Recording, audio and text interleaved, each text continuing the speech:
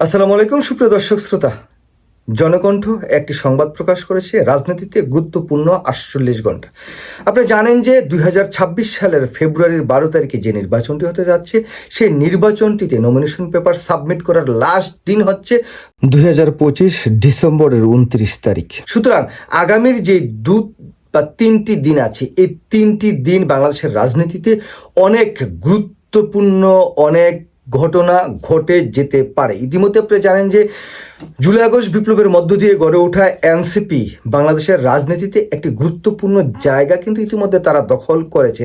যদিও জামাত এবং বিএনপির পক্ষ থেকে বলা হয় না, বাংলাদেশের রাজনীতিতে এনসিপি সেরকম একটা গুরুত্ব বহন করে না, কিন্তু সত্যিকার অর্থেই জুলাই আগস্ট বিপ্লবের যে স্পিরিট, সেটাকে ধারণ তারা এনসিপি এখনো ঠিক সেভাবে না করলেও এই বাংলাদেশের 2026 সালের যে নির্বাচন, সেটাতে তাদের যে গুরুত্বপূর্ণ একটি ভূমিকা বা গুরুত্বপূর্ণ একটি স্টেক থাকবে, এটা নির্দ্বিধায় বলা যায়।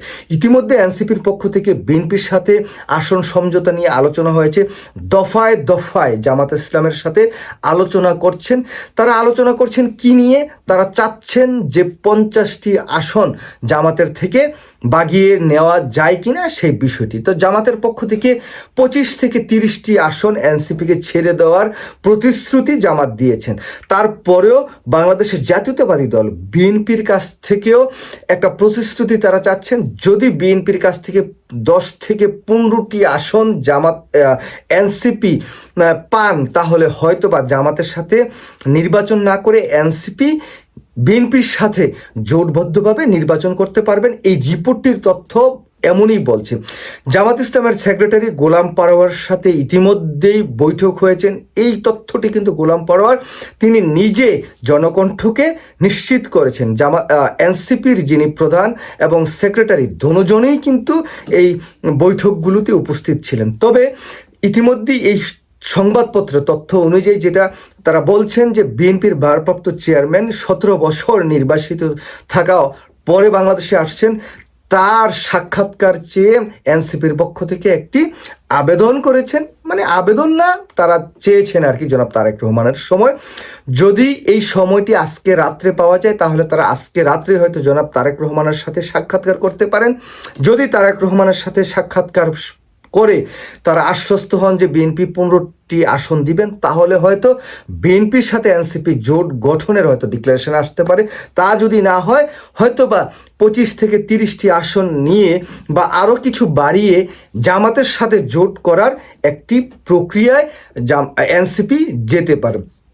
তো এই প্রক্রিয়ার মধ্য দিয়ে হয়তোবা জামাত ইসলাম চাচ্ছেন যে এনসিপিকে পাশে রাখলে হয়তোবা এনসিপির যে ইমেজ এবং জুলাই আগস্ট বিপ্লবে তাদের যে অবদান, সেটা জামাত ইসলাম কাজে লাগাতে পারে। কারণ জামাত ইসলামকে ওই যে এখনও সে 71 নিয়ের যেই কটাক্ষ করা, সেটা গোছানোর তারা চেষ্টা করছেন। অন্যদিকে জামাত ইসলামের কিছু পরিবর্তন কিন্তু আসছে। ইতিমধ্যে আপনারা দেখেছেন যে অন্য ধর্মাবলম্বী একজন, হিন্দু ধর্মাবলম্বী একজন বা দুজনকে তারা নমিনেশন দিয়েছেন বা দিতে পারেন। ইতিমধ্যে একজন সাংবাদিক অলিউল্লাহ নোমান, তাকে তারা নমিনেশন দিয়েছেন। এবং বিএনপি এবং অন্যান্য দলের পক্ষ থেকে একটি কটাক্ষ আছে যে জামাত রাজনীতি করলেও তাদের যেই সরাসরি নির্বাচনে অংশগ্রহণ করা নারী কেউ নাই, তারা নারীকে ঘরে বন্দি করে রাখতে চান।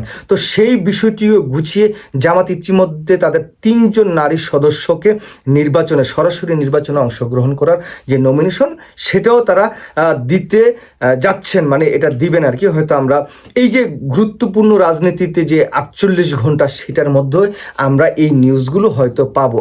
এর মধ্যে আপনারা জানেন যে ওই যে হাত পাখা এবং ওই যে মামুনুল হক, তাদের যে দুটি দল, তারা কিন্তু 100 আসনের মতো জামাত ইসলাম থেকে চাচ্ছেন। তো জামাত তাদেরকে হয়তো 100 আসন দিতে চায় না। জামাত চায় যে সব মিলিয়ে তারা 100 আসন দিতে। তারপরেও যদি জামাতের এই এনসিপির সাথে এবং সবার সাথে জোট প্রকৃতপক্ষে হয়ে যায়, তাহলে হয়তো আরও 10-20টি আসন জামাত ছাড়তে পারে। আর অন্যদিকে দেখুন, বিএনপি কিন্তু তাদের নমিনেশন দিচ্ছে, তাদের ভিতরে অন্তর্কোন্দল কিন্তু চরম আকার ধারণ করেছে। সেই অন্তর্কোন্দল ইতিমধ্যে আপনারা দেখছেন যে রুমিন ফারহানা সহ অনেক অনেক যারা এমপি নির্বাচন করতে আগ্রহী, তারা ডিসিশন নিয়েছেন ইতিমধ্যে এই যে দল যেহেতু তাদেরকে নমিনেশন দেয় নাই, শেষ পর্যন্ত হয়তো তারা অপেক্ষা করবেন, যদি না দেয় বিএনপিকে হয়তো তারা তাদের যে পোস্ট বা যে পজিশনে আছেন সেই জায়গায় তারা পদত্যাগপত্র জমা দিয়ে তারা নিজেরাই স্বতন্ত্রভাবে নির্বাচন করবেন। তো বিএনপির একটি অধিকাংশ সংখ্যক বা যদি 20-50 জনও এভাবে স্বতন্ত্র নির্বাচন করেন, বিএনপির জন্য এই নির্বাচনটি করা বা নির্বাচনে বিজয়ী হয়ে আসা এটা কিন্তু একটা দুরূহ ব্যাপার হবে। কারণ বিএনপির একজন নমিনেশন পেয়েছেন, আরেকজন স্বতন্ত্র নির্বাচন করলে অনেকাংশেই কিন্তু বিএনপির যে ভোটগুলো সেগুলো কাট হয়ে যাবে বা দুই ভাগে বিভক্ত হয়ে যাবে। অন্যদিকে যদি জামাত এনসিপির সাথে জোট করতে পারে আর তাদের সাথে যে সমমনা আরও 7টি দল ইতিমধ্যেই আছেন এবং কি এবি পার্টি এবং এলডিপির কর্নেল অলি আহমেদ যদি জোট করেন, তাহলে আরও কিছু সদস্য কিন্তু জামাত পেয়ে যাবেন এবং তারা অলরেডি একজন যোদ্ধা আখতারুজ্জামান যোগ দিয়েছেন। এখন কর্নেল অলি আহমেদ যদি জামাতের সাথে যোগ দেন, আরেকজন বীর মুক্তিযোদ্ধা, তাহলে জামাতের যেই ইমেজ সংকট 1971 সালের মুক্তিযোদ্ধা নিয়ে, সেই জায়গায় কিন্তু অনেকটা গুছিয়ে তারা এই নির্বাচনটিতে একটি ভালো ফলাফলের দিকে যাবেন। আপনারা জানেন যে জামাতে কিন্তু খুব একটা এই যে অন্তর্কোন্দল সেটা নাই, যেটা বিএনপির মধ্যে আছে। তো বিএনপি আগামী দিনের এই নির্বাচনটি বিএনপির জন্য অত্যন্ত দূরত্বে একটি অবস্থান এবং জামাত কিন্তু মাঠ পর্যায়ে তারা যেমন মাঠ গুছিয়ে রেখেছেন, অন্যদিকে জামাতের বিপক্ষে কিন্তু ওই যে সন্ত্রাসী, চাঁদাবাজি, গুন্ডামি এই সমস্ত কোনো অপবাদ নাই যেটা বিএনপির আছে। এখন বিএনপির যদি আবার স্বতন্ত্র প্রার্থী দাঁড়িয়ে যায়, সেই জায়গায় বিএনপি একটু কঠিনই হবে এই নির্বাচনটা।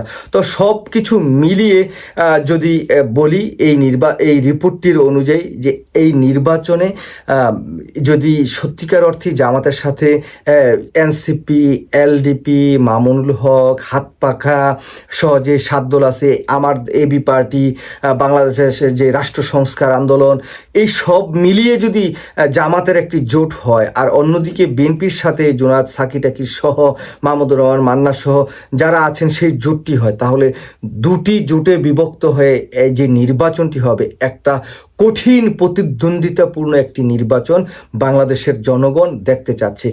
এই জোটের মধ্য দিয়ে কোনো দল চাইলেও যে ভোট কারচুপি করা বা ভোট কেন্দ্র দখল করা, সেটা কেউর পক্ষে সম্ভব হবে না। কারণ দুটি মেরুতে দুটি জোটে বিভক্ত হয়ে যদি এতগুলো পার্ট একত্রিত হয়ে একটি নির্বাচন করে, তাহলে সেই নির্বাচনটা যেভাবেই হোক না কেন একটি অবাধ, সুষ্ঠু, নিরপেক্ষ নির্বাচন হতে বাধ্য এবং সেই নির্বাচন একটা হবে কঠিন একটা নির্বাচন। বাংলাদেশের মানুষ একটা ভালো নির্বাচন মানে উপভোগ করতে পারবে। সেই উপভোগের মধ্য দিয়ে খেয়ে যে আসলে বিজয়ী হয়ে রাষ্ট্র ক্ষমতায় আসবে সেটা বলা দুরূহ। যদিও সবাই ধারণা করেন যে বিএনপি যেহেতু একটু পুরনো রাজনৈতিক দল, বিএনপি রাষ্ট্র ক্ষমতায় চলেই আসবে হয়তো, বা তাদের যেহেতু অনেক কর্মী সংখ্যক আছে, এই জায়গায় কিন্তু জামাতকে হেলাফেলা করলে মানে ভুল হবে।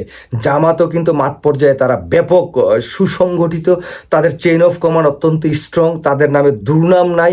সুতরাং এই জায়গায় জনপদগণের সিম্পিতি এনসিপির উপরে আছে, জামাতের উপর এই ভালো কাজকর্ম করার জন্য আছে। যদিও তাদের কিছু এই 1971-এর দুর্নাম সেটা এখন বাংলাদেশে ঠিক সেরকমভাবে যে এক্সিস্টিং করে সেটাও আমি মনে করি না। যাই হোক, তো আগামীর যেই 48 ঘন্টা বা 1.5 দিন 2 দিন, এটা অত্যন্ত গুরুত্ব বহন করছে বাংলাদেশের রাজনীতিতে।